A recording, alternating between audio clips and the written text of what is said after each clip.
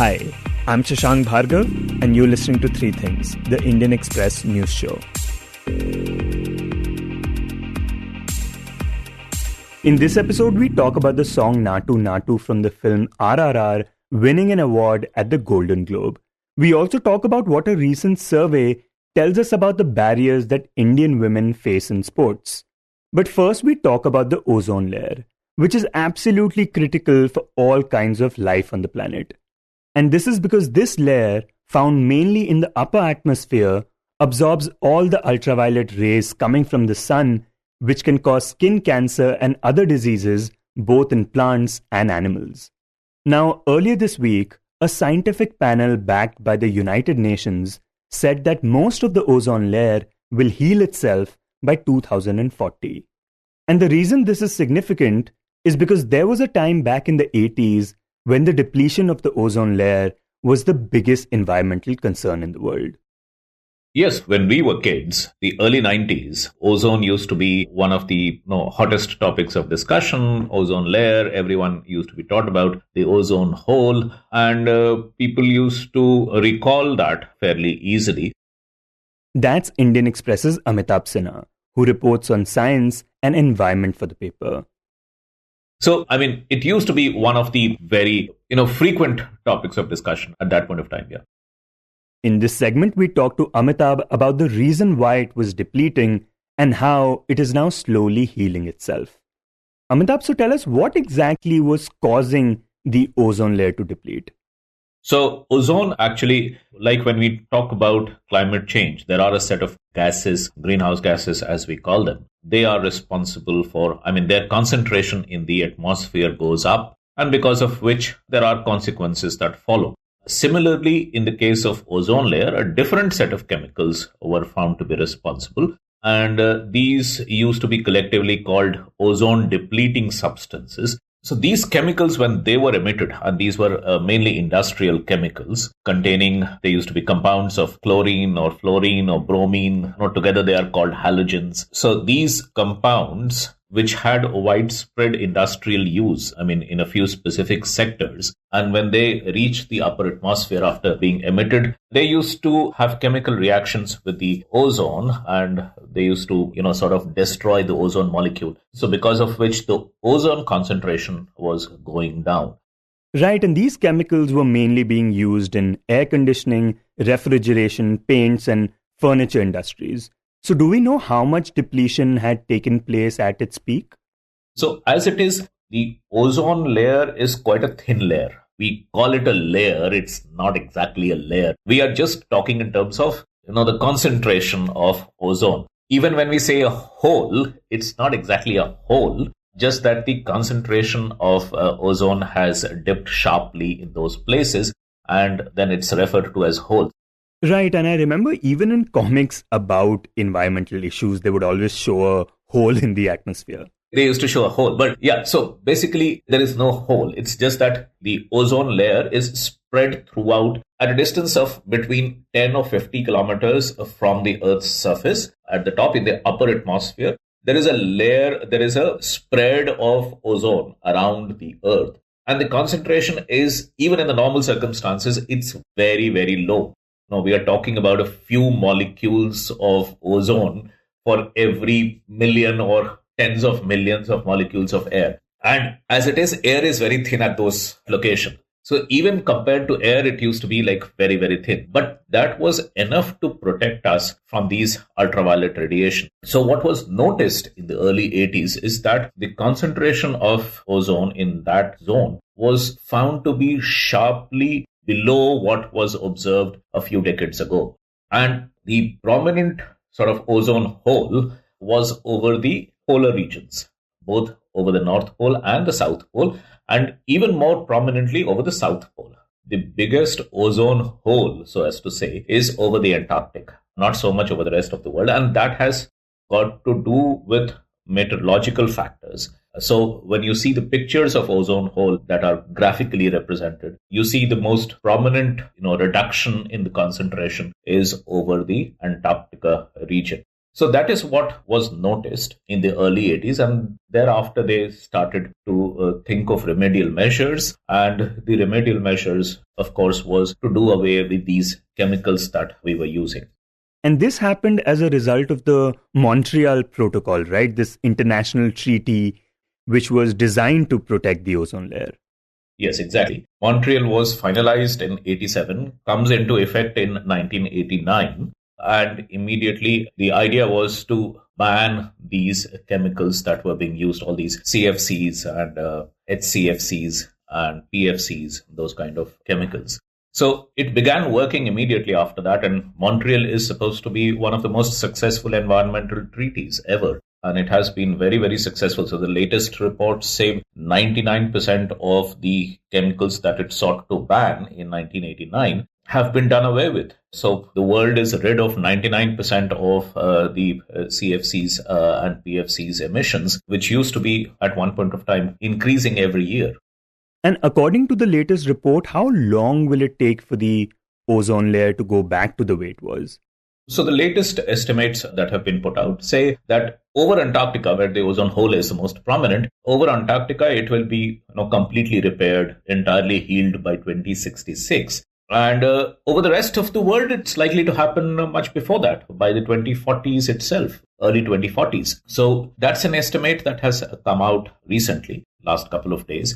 But we have been noticing this repairing of the ozone since the early 2000s, and now it's become fairly certain that it's on its way to full recovery. And Amitabh, in many ways, the story of the ozone layer healing itself is very hopeful, because here the world saw a problem, got together and actually decided to do something about it. So could something like the Montreal Protocol happen for climate change as well?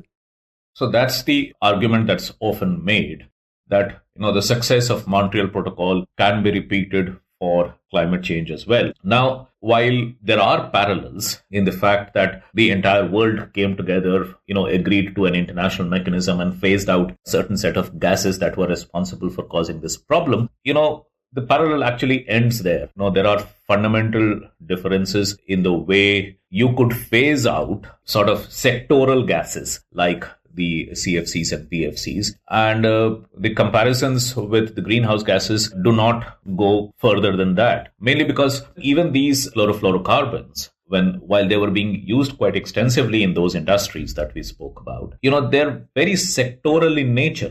They were confined to only these industries, refrigeration, air conditioning, furniture, and also some paints and enamels, but it was still restricted to certain set of, at least a very narrow part of the economy. That's not the case with greenhouse gases. With greenhouse gases, you have economy-wide impact. I mean, you think of any sector, any activity of human life, nothing is untouched by the use of fossil fuels, by the use of, in the way we harness our energy.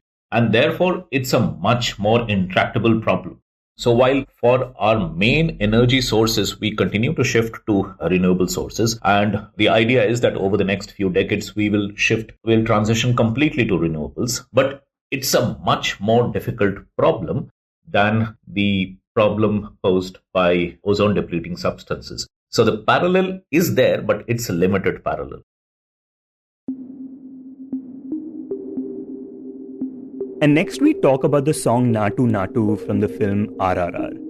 On Wednesday, the song made history at the 80th Golden Globes by becoming the first Indian song to win the Best Original Song Award. Goes to Naatu Naatu, RRR. This is the first nomination and first win for this writing team. The song is composed by Keeravani and sung by Rahul Sipliganj and Kala Bhairava. In this segment, we speak to Indian Express's Suanshu Khurana about this win. Suanshu, the song Naatu Naatu has become quite popular in the West. This big dance number that is actually pretty common in Indian films. So why do you think this particular song has resonated so much with international audiences? Yeah, it's a very surprising win. The success of Naatu Naatu which goes by the name Naatu Naatu in Hindi. It's been quite surprising, for India, which is very used to the whole song and dance routine. Naatu Naatu was fun to begin with. But the international audience seemed to be very genuinely taken in by the song, by the dance hook that is there, by the way the two actors, Ram Charan and NTR Ramarao Jr., pulled off this very energetic choreography with a lot of energy in this Keeravani composition. But in case of Naatu Naatu, what has been made to work, I think, is also the precursor to the song, which is this provocation scene in which, Akhtar is called a country oaf by a British officer, and what do you know about art, about finesse, and about dance? And it's the 1920s, and it's the pre-partition space when Britain was ruling over a large part of the world, including India. So the Brits laugh, and the whole scene sort of rings a bell at this time, as racism remains an issue and has found resonance around the globe again in recent years. I think that is also a link there. Not salsa, not flamenco, my brother. Do you know Naatu? And I think this is where Naatu Naatu sort of is a powerful masterstroke by Rajamouli. You want the hero to rise and shine in that moment. And because just when it becomes hurtful enough comes the song and dance. It's like a soft win, where the British are defeated. So it's drama at its best. It's loud, it's dramatic. But yeah, S.S. Rajamouli has pulled it off, and the international audience has been dancing to it since the last year. And you mentioned the composer M.M. Keeravani. Could you tell our listeners a bit about him and his career? So M.M. Keeravani, he began playing the violin very early, and he was very taken by these R.D. Burman tunes, and he used to play Lakshmikant Pyarelal's Ek Pyar Ka Nagma Hai on the violin very early on. He used to travel with a little band of his.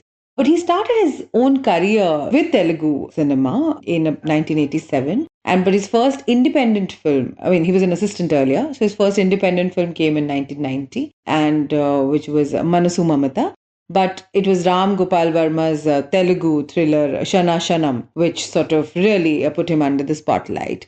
Now, this was happening in Tollywood, and what was very interesting about M.M. Keeravani was that he also went by the name M.M. Cream, which a more Hindi-speaking audience has been more familiar with. He was responsible for creating some of the most memorable melodies of Hindi film industry in the 90s and I think early 2000s. Tum Mile Dil Khile from Criminal, Gali Mein Aaj Chand Nikla from Mahesh Bhatt Zakham, O Sathiya from Saya, songs from Is Raat Ki Subha Nahi, Jism. So he's done some pretty brilliant music in the past in Hindi films. He also won a national award for one of his Telugu films. So it's 220 films, a very interesting oeuvre, a 25-year journey, which has sort of culminated in a Golden Globe for a different kind of songs that he wouldn't usually do for his cousin S.S. Rajamouli. And I think again the spotlight went on him when he did Bahubali. And post Bahubali, this particular film, RRR, sort of really catapulted him to much success. And Suanshu, the song has become very popular on social media, on platforms like Instagram and TikTok. Do you think that also helped the song gain the kind of traction it has with the audiences in the West? Yes, I think, absolutely. Internet, I think, has massively changed the music industry. Now song travels so much more easily than it used to. Nothing is watertight anymore. An Indian song is being heard in the US, in Europe, and in all parts of the world. Especially the last decade or so, I think it's massively changed the game where the views are significant, where, anything catchy like this particular song or, many others as well, as we've seen in the recent times, Instagram Reels, TikTok Reels, and people wanting to dance and, this whole thing of going viral. I think that changed the game a bit and for sure sort of has helped a film like RRR. Of course, besides other factors involved in it, a lot of money riding, a lot of other aspects such as lobbying into it. All that being there, but yes, I think internet has played a very significant role in publicizing and advertising the song the way it has been.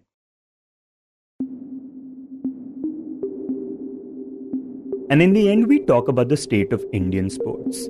Recently, a Bangalore-based organization called Simply Sports conducted a survey in which it spoke to over 200 athletes to know more about the barriers that women in sports face in India. And the concerns that these athletes have raised are startling and paint a bleak picture. To talk about what this survey revealed, Indian Express's Shivani Naik joins us. Shivani, for the survey, they spoke to 213 athletes from 4 states: Haryana, Bihar, Rajasthan, and Manipur. Could you begin by talking about why these 4 states were chosen?